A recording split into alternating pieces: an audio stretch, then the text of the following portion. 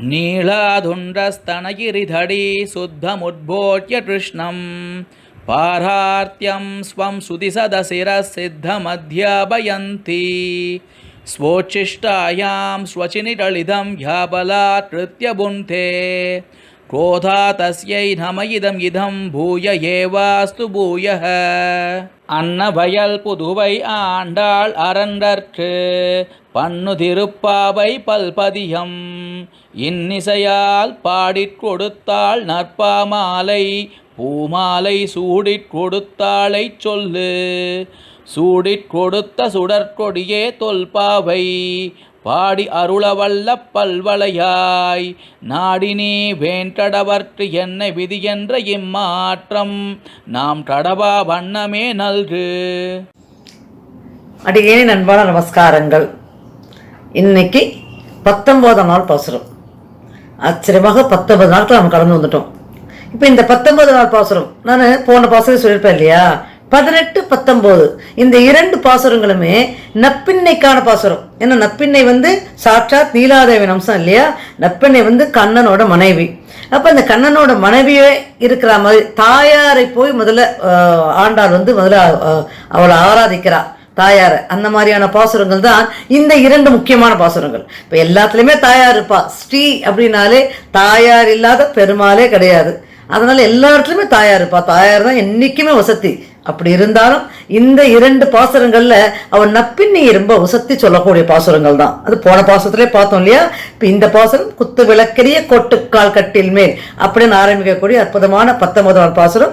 இந்த பாசுரத்தை அழகாக சேவித்து அழகாக பாடி முடித்ததுக்கு அப்புறம் நம்ம இந்த பாசுரத்தோட விளக்கம் என்ன, இந்த பாசுரத்துக்கு உண்டான திவ்யதேசம் என்ன அப்படிங்கறது அனுபவிப்போம். வாங்கோ. குத்து விளக்கேறிய கோட்டுக்கால் கட்டில் மேல் நெட்டென்ற பஞ்ச சயனத்தின் மேலேறி கொத்தலர் பூங்குழல் நப்பின்னை வைத்து கீழந்த மலர் மார்பாய் திரவாய் மைத்தடங்கண்ணீனாய் நீவும் மணாளனை எத்தனை போதும் தூயில் ஏழ மோட்டாய் காண் எத்தனை ஏனும் பிரிவாற்றகில்ல யார் தத்துவம் அன்று தகவேனோரும் பாவாய். இப்ப இந்த இடத்துல பாசுரங்கள் ரொம்ப அழகாக செவிச்சாச்சு இல்லையா.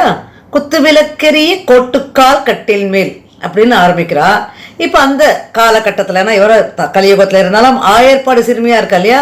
அந்த காலகட்டத்திலேயே பாத்தீங்கன்னா இந்த குத்து விளக்கு ஏத்துறதுங்கிறது ரொம்ப ஃபெமிலியர் சொல்றத விட அது ஒரு மங்களகரமான ஒரு விஷயம். அது இல்ல எல்லா வீட்லயும் மங்களகரமா பெண்கள் செய்யக்கூடிய ஒரு விஷயம் என்னன்னா இந்த குத்து விளக்குல 5 முக்கு ஏற்றி வைக்கிறது ரொம்ப பிரசித்தி பெற்ற ஒரு வழக்கம். இந்த இடத்துல அதுதான் ஆண்டாள் சொல்றா, உன்னோட அந்த அரண்மனையில, ஏன்னா கண்ணனோட அரண்மனைக்கு தானே போயிருக்கா.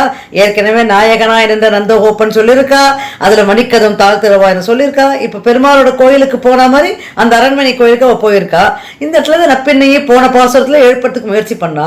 இப்ப இந்த பாசுரத்துல அதே தான் சொல்றான். இப்ப இந்த பாசுரத்துல கண்ணனையே எழுப்பறதுக்கு, அதாவது நப்பின்னையே எழுப்பின்னு இருக்கா, நப்பின்னு எழுந்திருக்க மாட்டேங்கிறா. அதனால இப்ப கண்ணனை எழுப்பணும் இல்லையா.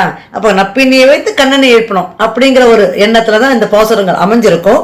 இப்ப இதுல பாத்தீங்கன்னா இந்த குத்து விளக்கு அது அந்த அரண்மனை முழுக்க அந்த குத்து விளக்கோட அந்த ஒளி இருக்கு இல்லையா, அது அழகா பரவி இருக்கக்கூடிய அற்புதமான அந்த அரண்மனையில எப்படி இருக்காரு தெரியுமா. கண்ணன் கோட்டுக்கால் கட்டில் மேல், கோட்டுக்கால் கட்டில் மேல்னா யானை தந்தம் இருக்கு இல்லையா, அதுல செய்யப்பட்ட அந்த கட்டில். அப்படியா, யானை தந்ததோட கட்டில் பண்ணுவாளன்னா அந்த காலத்தில் அவ்வளோ அது பிரசித்தி, அவ்வளோ வசதி. அது அந்த யானை கால்களை, அந்த தந்தத்தை எடுத்து அந்த யானை கால்களை அழகாக செதுக்கி அவ்வளோ அற்புதமான ஒரு வேலைப்பாடோடு இருக்கக்கூடிய அந்த கட்டில் மேல், ஏன்னா கண்ணனோட கட்டில் இல்லையா அது, அந்த கட்டில் மேலே மெத்தென்ற பஞ்சசயனம். இப்போ இந்த இடத்துல மெத்தென்ற பஞ்சசயனம் சொல்லும்போது பொதுவாக மெத்தையே ரொம்ப சாஃப்டாக தான் இருக்கும், அது எல்லாருக்குமே தெரியும். ஆனால் இவர் சொல்கிற இந்த மெத்தென்ற அப்படின்னு இருக்கு பார்த்தீங்களா, அதில் நிறைய விதமான விஷயங்கள் இருக்குது. முக்கியமாக 5 விஷயங்கள் அந்த இடத்துல இருக்குது. என்ன தெரியுமோ? பஞ்சு, பட்டு, கம்பளம், மலர், தளிர், இதுன்னு 5 வகையான பொருள்களான படுக்கை அப்படிங்கிறா.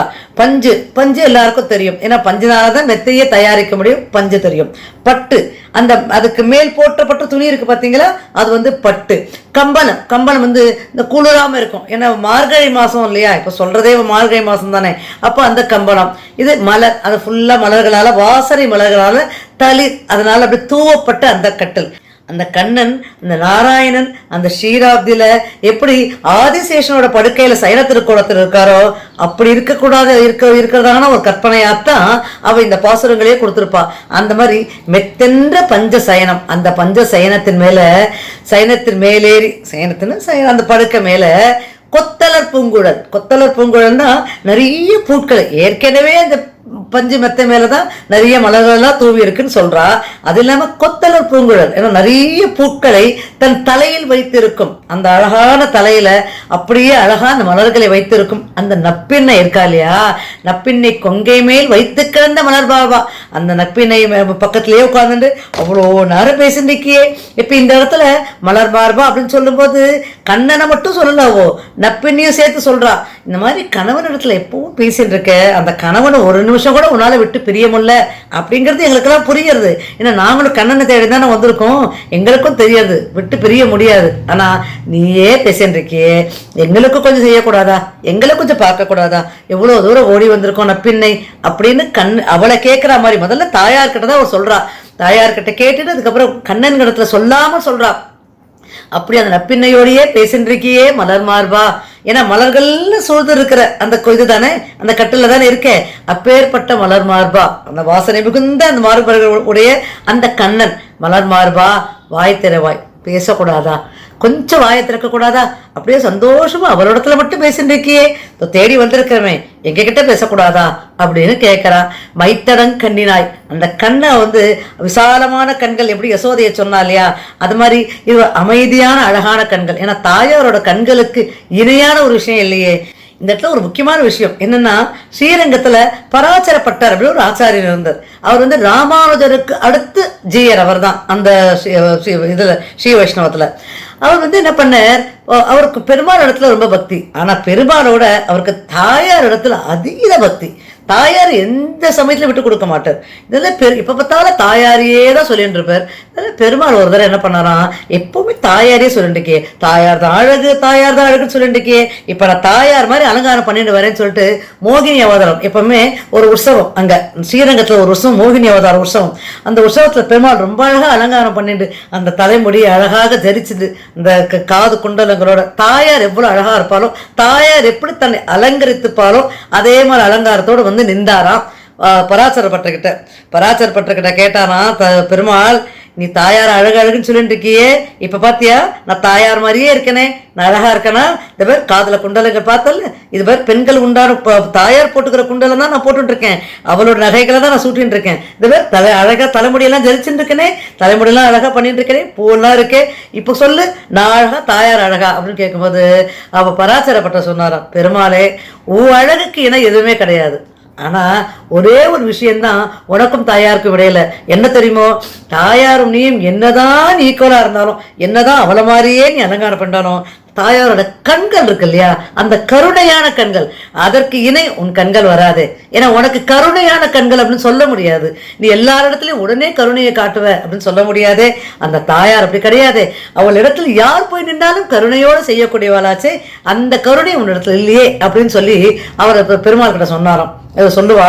இது எதுக்கு சொல்றதுன்னா, இந்த மைத்தடம் கண்ணினாய், அந்த கருணையான அந்த கண்கள் என்ன இருந்தாலும், என்னதான் கிருஷ்ணர் இருந்தாலும் அந்த நப்பின்னையோட அந்த கண்கள் அவ புகழறா. அப்பேற்பட்ட தாயாரோட கண்கள் இல்லையா அவளுக்கு. மைத்தடம் கண்ணினாய் நீ உன் மணாலனை, நீ உன்னோட கண்ணனை, இப்போ கன்னடத்துல தான் இருக்க, உன்னோட கண்ணனை எத்தனை போதும் ஒட்டாய்கான், நீ பேசின்றே இருக்க, இங்க தூங்காம ஒரு பேசின்றே இருக்க, எத்தனை நேரம் பேசினாலும் சரி, எத்தனை ஏழும் பிரிவாற்றல் இல்லாயார், எவ்வளோ நேரம் சேர்ந்து இருந்தாலும் அந்த கண்ணனை விட்டு ஒரு நிமிஷம் கூட பிரியாம இருக்கக்கூடிய நிலையை இருந்தாலும் தத்துவம் என்று தகவேல ரொம்பாவாய், எங்களுக்காக அந்த கண்ணனை நாங்க எவ்வளவு தூரம் ஓடி வந்திருக்கோம் இல்லையா, நோன்பிருந்து அந்த கண்ணனை பார்க்கணும் அப்படின்னு ஓடி வந்திருக்கமே, நீ கொஞ்சம் சொல்லக்கூடாதா, அந்த கண்ணனை கொஞ்சம் வெளில அனுப்பக்கூடாதா, நாங்கள் அந்த கண்ணனை சேவிச்சுப்போமே, நாங்கள் அந்த கண்ணனை ஆராதிப்போமே, நாங்கள் அந்த கண்ணனை ஒன்ன மாதிரி கொண்டாடுவோமே, நப்பின்னை செய்யக்கூடாதா அப்படின்னு தாயாரிடத்தில் கேட்கக்கூடிய ஒரு அற்புதமான பாசுரம் தான் இன்னைக்கு இந்த 19ஆம் பாசுரம். இப்ப இந்த பாசுரத்து சரி, பாசுரத்துக்கான திவ்ய தேசம் எது தெரியுமோ? திருவிண்ணகர் அப்படின்னு சொல்லக்கூடிய உப்பிலியப்பன் கோயில். இது 13வது திவ்ய தேசம். ரொம்ப ஆச்சரியமான திவ்ய தேசம். இப்ப இந்த திவ்ய தேசத்தை எதுக்கு நீங்க எடுத்தீங்க அப்படின்னு கேட்டா, இப்ப நம்ம இந்த 2 பாசுரங்கள்ல தாயாரோட பெருமைகளை தானே சொல்லிட்டு வரோம். அப்ப தாயார் எந்த இடத்துல வசத்தியா இருக்காளோ அந்த இடத்துல, எல்லா இடத்துல தாயார் வசதியா தானே இருக்கா அப்படின்னு கேட்கும்போது, எல்லார் இடத்துலயும் பெருமாளோட அவ இருந்தாலும் இந்த இடத்துல தாயார் கொஞ்சம் வசத்திலே சொல்லலாம். ஏன்னா இந்த இடத்துல பெருமாள் அவர் தாயாரோட இல்லத்துலதான் வாழ்ந்துட்டு இருக்கார். அப்பேற்பட்ட திவ்ய தேசம் தான் அது.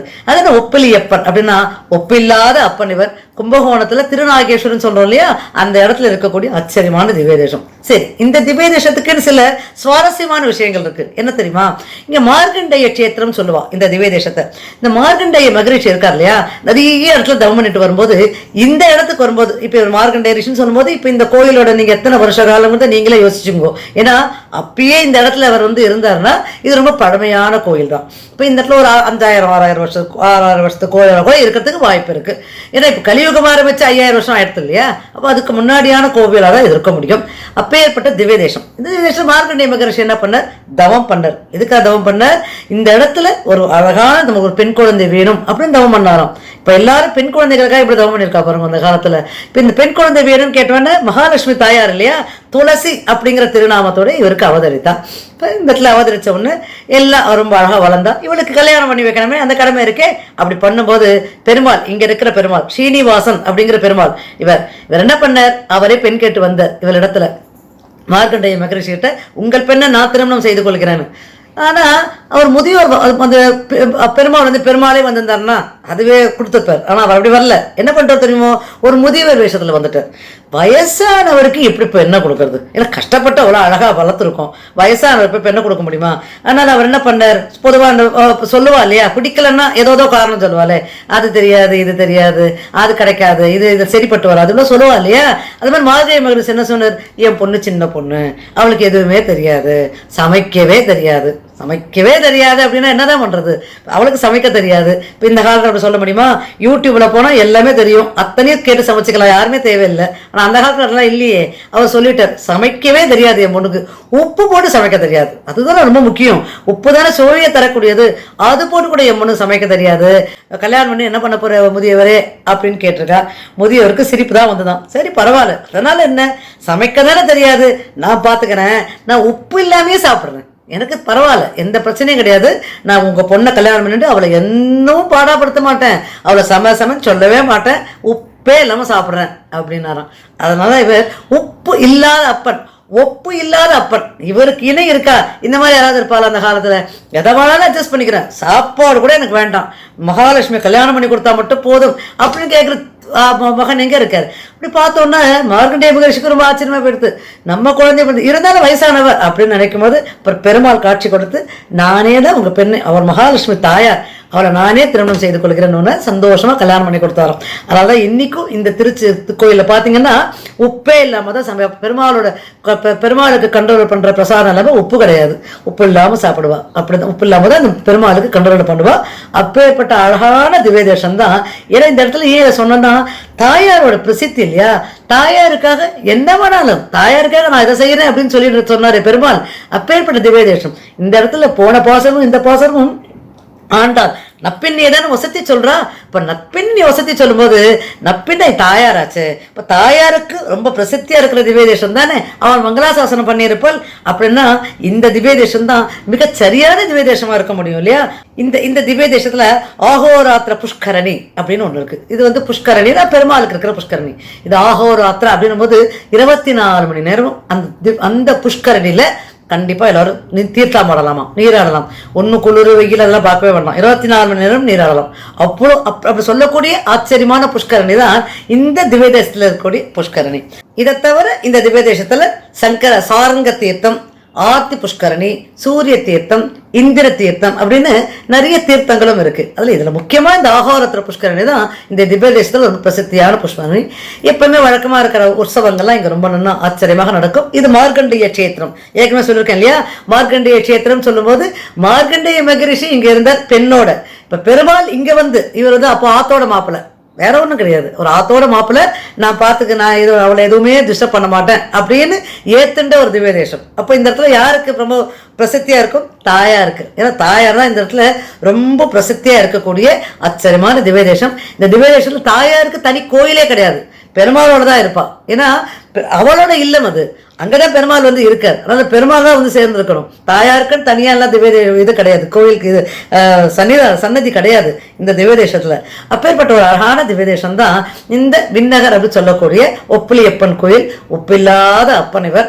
அப்பேற்பட்ட ஆச்சரியமான திவ்யதேசம் தான் ஆண்டாள் கண்டிப்பாக மங்களாசாரம் செய்திருப்பல் அப்படிங்கிற அடியேனோட நம்பிக்கையில சொன்ன திவ்யதேசம் இது. உங்களுக்கு எதனால திவ்யதேசம் தோணித்துன்னா இந்த கமெண்ட் பாக்ஸ்ல போடுங்கோ, கண்டிப்பா ஏத்துக்கலாம், எல்லாருமே சந்தோஷமா அனுபவிக்கலாமே. இப்போ நாளைக்கு 24வது பாசுரத்தோட உங்களை மீண்டும் காலையில 6 மணிக்கு சந்திக்கிறேன்.